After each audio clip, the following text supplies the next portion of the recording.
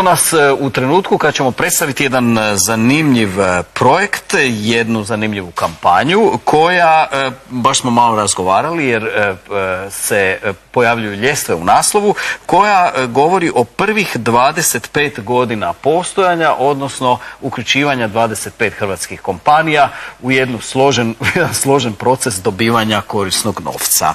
Sad naši gosti, gospodin Vjeran Vrbanec, predsjednik uprave HAMAG Bicro, i gospodin Damir Sabol iz Fotometa, odnosno iz tvrtke koja je napravila ovu aplikaciju koju Ivana često koristi. Počet ćeš i ti, vjerujem, jako je interesantna. No, ajmo reći nešto prvo o samoj kampanji. O čemu je riječ?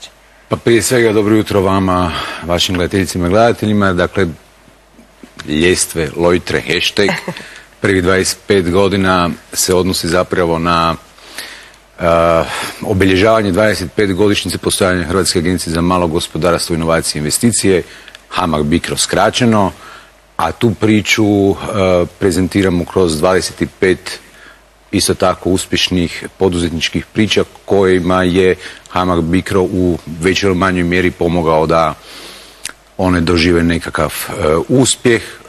Evo, ponosni smo da imamo među našim korisnicima i one poduzetnike koji taj uspjeh bilježe u milionima nekakvih klikova koji su postali u međuvremenu i globalni tržišni igrači.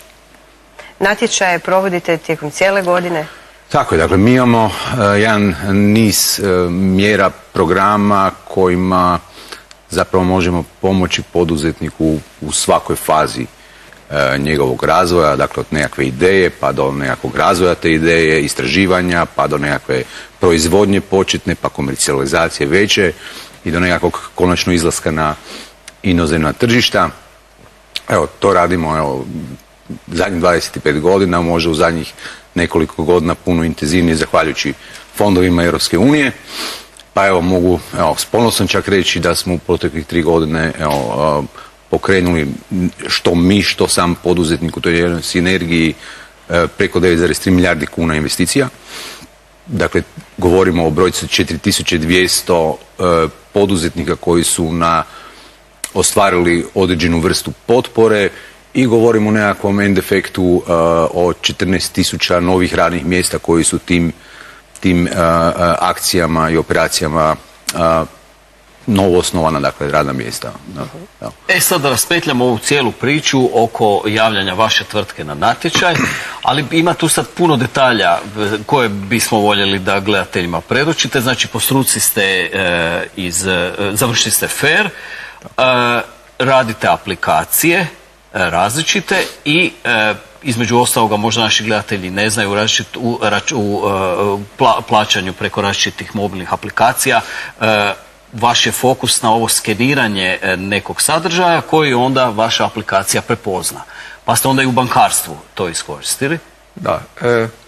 Dakle, naša tvrtka Microblink je korisnik zapravo sredstava HAMAG Bicra i to smo uspješno koristili od početka, dakle od početka razvoja tehnologije i zatim kroz sve veće programe. Unazad koliko godina, recimo, kad ste počeli? Pa ja mislim da je sad oko 6 ili 7 godina, nisam sad točno siguran, ali onako školski smo išli kroz taj proces, dakle i kako smo mi dobivali ta sredstva, tako smo pokazivali i dokazivali da možemo sve dalje i sve više napraviti i ta nam je potpora stvarno puno značila da danas budemo tu gdje jesmo. Koliko imate zaposlenih? Pa ukupno sad su zapravo 2 tvrtke od toga nastale i ukupno je oko 90 zaposlenih, s tim da tu radi dosta studenata koji pomažu i u aplikaciji, u sadržaju aplikacije, tako da ukupno oko 150 i više od 150 ljudi se sad kreće u tvrtkama. Jedna od tih tvrtki je i Fotomat, to je naziv ujedno i aplikacije koja je vrlo popularna, bilježi više od 100 milijuna preuzimanja. Kako ste to uspjeli? Pa uspjeli smo tako da smo zapravo napravili proizvod koji ljudi žele i koji vole preporučiti drugima. Dakle, nismo ništa ulagali u marketing, ulagali smo u proizvod. Dakle, napravili smo nešto što je vrlo korisno i što može stvarno pomoći ljudima i to je rezultiralo tim velikim brojem preuzimanja i zapravo globalnom prisutnošću naše aplikacije. Pa dobro, Hrvata nas ima gotovo 5 milijuna, a znači do 100 milijuna. Jeste možda pratili iz kojih se zemalja? Pa pratimo naravno vrlo aktivno. Sjedinjene Države su nam broj 1 tržište po korištenju.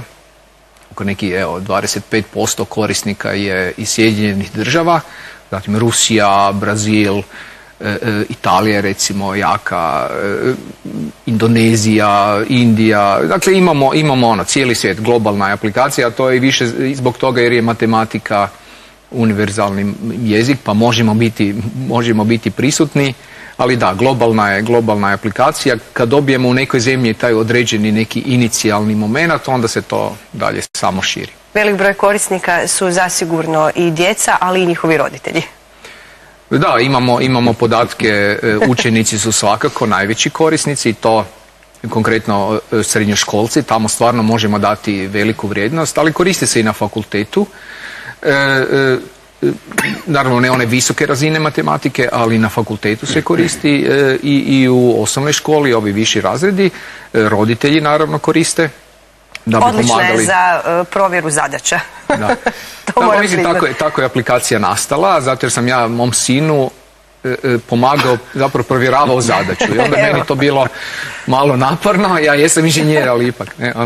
I onda sam mislio možda možemo tu tehnologiju koju koristimo za čitanje teksta kamerom mobilnog uređaja, dakle mi kamerom mobilnog telefona znamo pročitati tekst.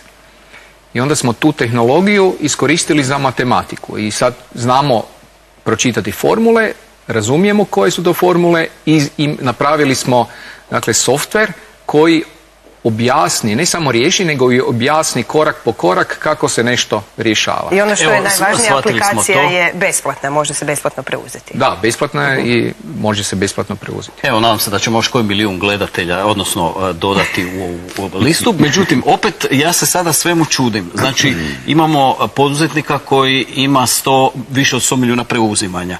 Imamo vlasnika Geoluxa čiji radari pokrivaju 30% kineskog tržišta. 30% imamo suosnivačicu Bela Beata, gospođu Sršen, koja je uvrštena u Forbesovu listu najuspješnijih ljudi u Europi mlađih od 30 godina. Imamo profesora Jerbića koji radi s robotima. Znači, što biste još u ovom vašem hashtag prvih 25 izdvojili?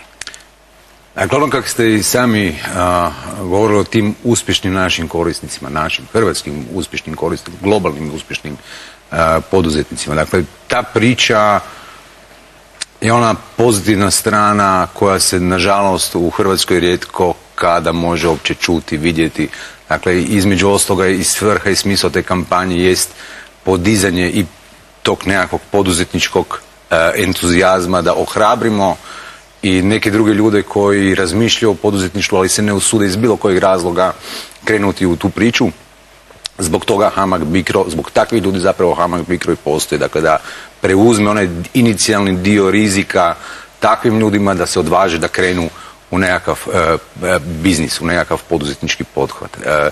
Ja vjerujem da postoji još čitav niz vrlo uspješnih priča, ne samo iz područja IT-a, iz područja nekakvih visokih tehnologija. Dakle, ima i vrlo uspješnih priča od onih malih obiteljskih firmi koje, od frizerskih salona, salona za uljepšavanje. Evo, imamo jedan i projekt koji ćemo također promovirati iz područja umjetnosti.